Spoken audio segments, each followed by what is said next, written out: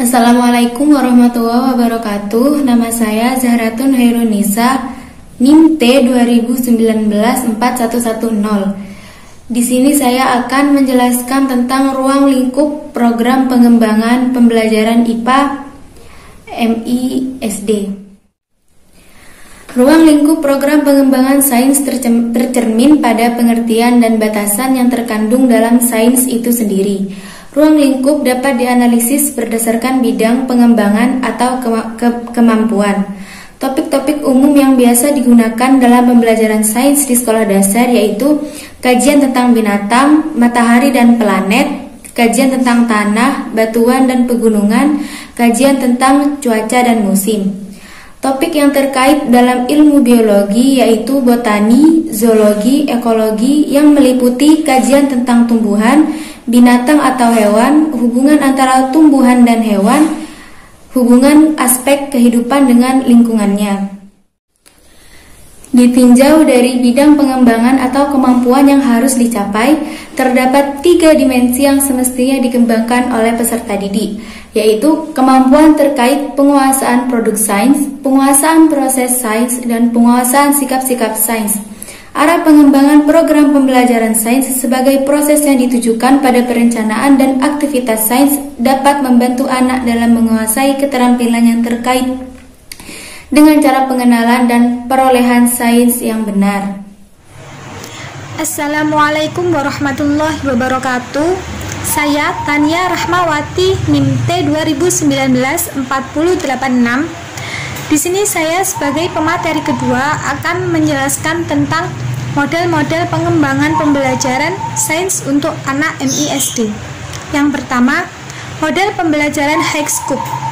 Program pendidikan High-Scope merupakan salah satu model pembelajaran yang merujuk pada teori Piaget.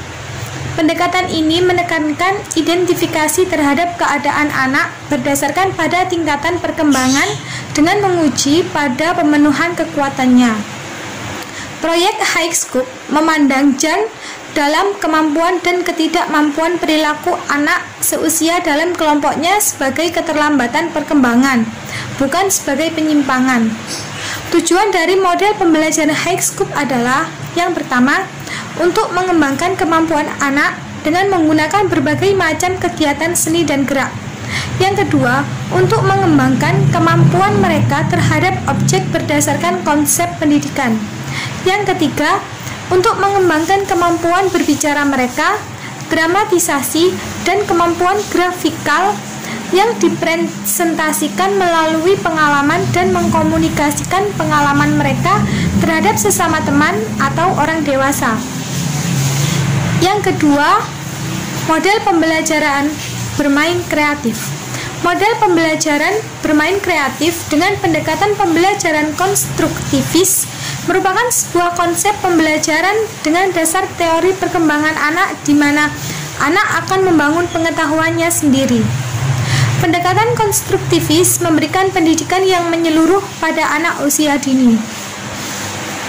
Konsep model pembelajaran bermain kreatif tersebut terdiri dari praktek pembelajaran untuk anak, konten area untuk anak, seperangkat asesmen untuk mengukur tingkah laku dan kemajuan anak, dan model pelatihan untuk membantu orang tua dalam mendukung perkembangan anak.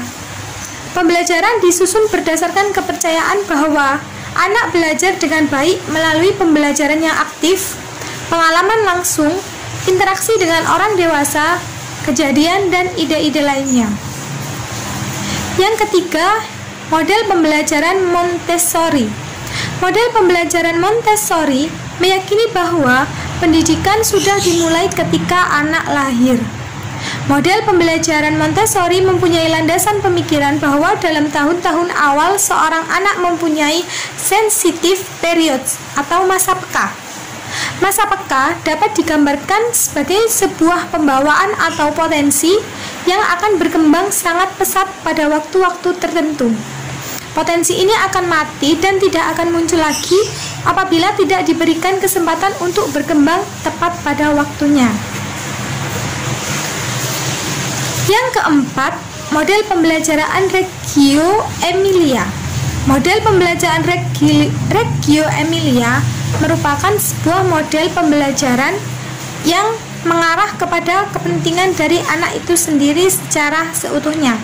Model pembelajaran Reggio Emilia menerapkan pembelajaran proyek yang merupakan pengkajian yang lebih mendalam mengenai topik atau konsep yang sangat berarti bagi anak. Proyek dapat dilakukan oleh anak-anak selama beberapa hari atau beberapa minggu. Proyek yang diambil oleh anak-anak berdasarkan pada pengalaman dan konsep nyata kehidupan. Perencanaan berdasarkan model pembelajaran, proyek berusaha meningkatkan proses berpikir anak, meningkatkan kemampuan memecahkan masalah, dan kemampuan negosiasi sosial. Strategi atau metode pembelajaran yang dapat digunakan antara lain: 1. Pembuatan permainan yang menggambarkan tentang terjadinya peristiwa sains yang dilihatnya. Bisa dengan alat peraga atau hanya dengan gerakan tubuh. 2. Pembuatan video permainan tentang terjadinya peristiwa sains. Yang ketiga, pembuatan alat peraga bermain sains. Yang keempat, pengadaan poster-poster yang ditempatkan di beberapa ruang sekolah. Yang kelima, diskusi ringan tentang hubungan peristiwa sains dengan sang pencipta yang diterangkan oleh ayat-ayat suci Al-Quran. Yang keenam, pembuatan cerita anak tentang terjadinya peristiwa alam.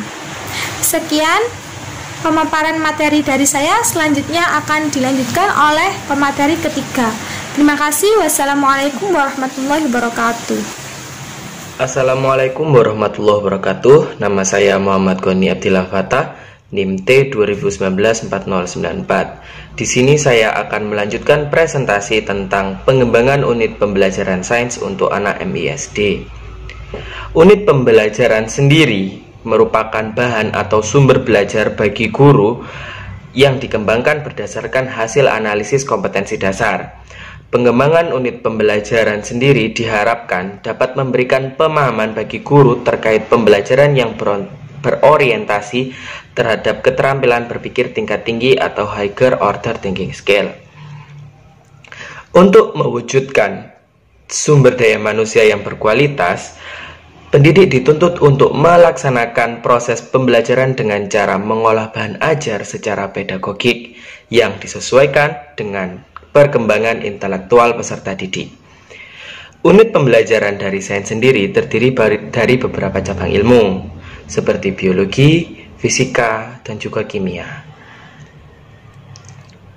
Hal ini tentu tidak berlaku bagi anak MISD. Mengapa demikian? Karena pada tingkat pendidikan dasar, siswa masih memandang segala sesuatu sebagai suatu kesatuan. Oleh karenanya, mereka mengalami kesulitan untuk mencerna dan memahami berbagai konsep dalam berbagai cabang ilmu yang diajarkan secara terpisah. Ditinjau dari karakteristik belajar anak MISD sendiri, tentu tidak mungkin sains diajarkan secara terpisah untuk anak MISD.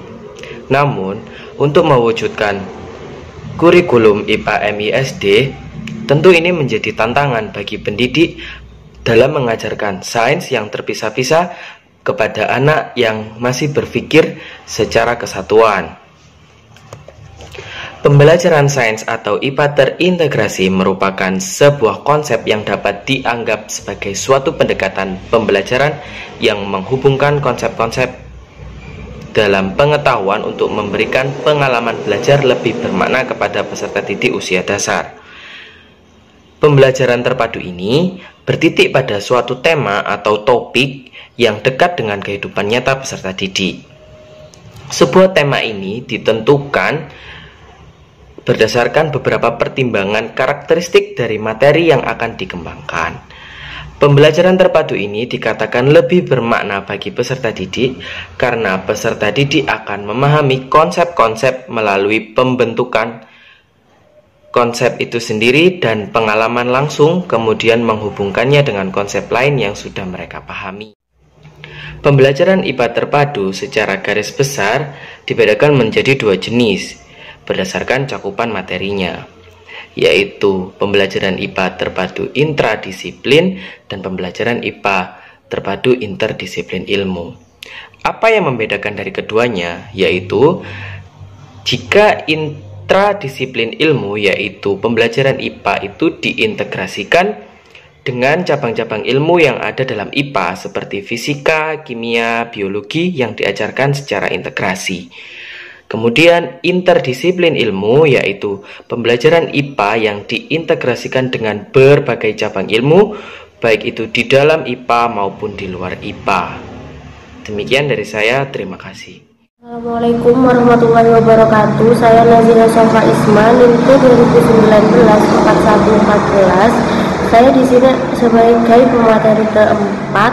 Saya akan menyampaikan materi pengembangan perencanaan pembelajaran. Yang pertama adalah pengertian pembelajaran sains anak usia dini. Perencanaan adalah aktivitas yang menggambarkan di muka hal-hal yang harus dikerjakan dan cara mengerjakannya dalam mencapai tujuan yang telah ditentukan. Pendapat lain dikemukakan oleh Murdik and Rose pada tahun 2000 bahwa perencanaan merupakan pemikiran yang mendahului tindakan, mencakup pengembangan dan pemilihan alternatif-alternatif yang diperlukan untuk mencapai suatu tujuan. Sedangkan perencanaan pembelajaran menurut Nana Sujana pada tahun 1998 secara umum adalah kegiatan memproyeksikan tindakan apa yang akan dilakukan dalam suatu pembelajaran, yaitu dengan mengkoordinasikan atau mengatur dan menetapkan komponen-komponen pengajaran sehingga arah kegiatan, isi kegiatan, cara pencapaian kegiatan serta bagaimana mengukurnya menjadi jelas dan sistematis. Selanjutnya, pengembangan perencanaan pembelajaran sains. Konsep perencanaan pembelajaran sains adalah aktivitas yang menggambarkan di muka hal-hal yang harus dikerjakan dan cara mengerjakannya dalam mencapai tujuan yang telah ditentukan. Pendapat lain dikemukakan oleh Murdik and Rose bahwa perencanaan merupakan pemikiran dan pemilihan yang mendahului tindakan, mencakup pengembangan dan pemilihan alternatif tindakan yang diperlukan untuk mencapai suatu tujuan. Selanjutnya, hal yang perlu diperhatikan dalam perencanaan pembelajaran. Pertama, merumuskan tujuan pembelajaran. Yang kedua, menentukan material yang dibutuhkan. Yang ketiga, penyimpanan anak dan setting di lingkungan. Yang keempat, pengembangan kegiatan. Yang kelima, penguatan dan penghargaan. Yang keenam, melakukan tindakan pengayaan. Yang ketujuh, mengembangkan penilaian pembelajaran sains untuk anak. Sekian materi dari saya, selebihnya mohon maaf apabila ada kesalahan. Wassalamualaikum warahmatullahi wabarakatuh. Assalamualaikum warahmatullahi wabarakatuh. Nama saya Dina Safira Janati, NIMT 2019-4083. Di sini saya akan melanjutkan materi yang telah dibaca sebelumnya. 3. Bagaimana strategi dan pendekatan pengembangan program pembelajaran sains? Secara umum terdapat dua pendekatan, yaitu pendekatan yang berorientasi pada guru dan pendekatan yang berorientasi pada anak. Pendekatan yang berorientasi pada guru maksudnya adalah otoritas dan dominasi aktivitas interaksi dan komunikasi dalam pembelajaran cenderung dikuasai oleh guru atau pengajar. Bahkan lebih jauh otoritas guru, mulai dari perencanaan, pelaksanaan, evaluasi hingga penentuan dan pengambilan keputusan tentang perkembangan, kemajuan, dan hasil akhir pembelajaran. Pengembangan pembelajaran sains menggunakan keterampilan proses dikemukakan oleh Sony Semiawan pada tahun 1992, diantaranya perkembangan IP yang semakin cepat. Tidak mungkin guru mengerjakan semua fakta dan konsep dengan waktu mengejar yang ada. 2. Kesulitan anak dalam memahami konsep-konsep yang rumit dan abstrak bila tidak diberikan contoh yang konkret dan sesuai. Bahasa tidak mampu menjadi alat menjelaskan yang efektif. Kemudian, sifat penemuan relatif sehingga memberikan kesempatan kepada anak untuk berpikir kritis dan bertindak kritis. Adanya keterkaitan antara pengembangan konsep dan pengembangan sikap dan nilai. 15 keterampilan atau kemampuan proses yang telah dimodifikasi adalah keterampilan mengamati, mengajukan pertanyaan, berkomunikasi, keterampilan menghitung, keterampilan mengukur, keterampilan melakukan eksperimen, keterampilan melaksanakan teknik manipulasi, keterampilan mengklasifikasikan, keterampilan memformulasikan hipotesis, keterampilan meramalkan, keterampilan menarik kesimpulan, keterampilan mengartikan data, keterampilan menguasai dan memanipulasikan variabel, keterampilan membentuk suatu model, keterampilan menyusun suatu definisi yang operasional. Selanjutnya, pengembangan perencanaan pembelajaran sains. Untuk memperoleh suatu perencanaan pembelajaran sains yang baik, para perencana harus mengikuti langkah-langkah pengembangan perencanaan yang selayaknya diikuti. Terdapat 2 tahap utama dalam perencanaan sains. 1. Tahap pra-perencanaan, yaitu tahapan yang ditempuh oleh seseorang perencana sebelum merumuskan perencanaan sesungguhnya. Dan tahap ini berbeda paling awal dalam proses perencanaan. 2. Tahap pengembangan perencanaan, yaitu tahap melakukan kegiatan nyata dalam pembuatan perencanaan.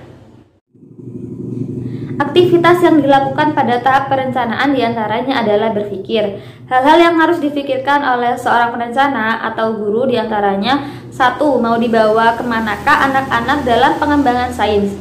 Bagian ini terkait dengan memikirkan tujuan-tujuan yang akan dicapai atau pengalaman-pengalaman belajar sains yang akan dicapai dan diberikan pada anak. Yang kedua yaitu berpikir tentang bagaimana cara mencapai tujuan atau kemampuan sains yang telah dirumuskan. Sekian penyampaian materi dari saya dan kelompok saya, kurang lebihnya mohon maaf. Wassalamualaikum warahmatullahi wabarakatuh.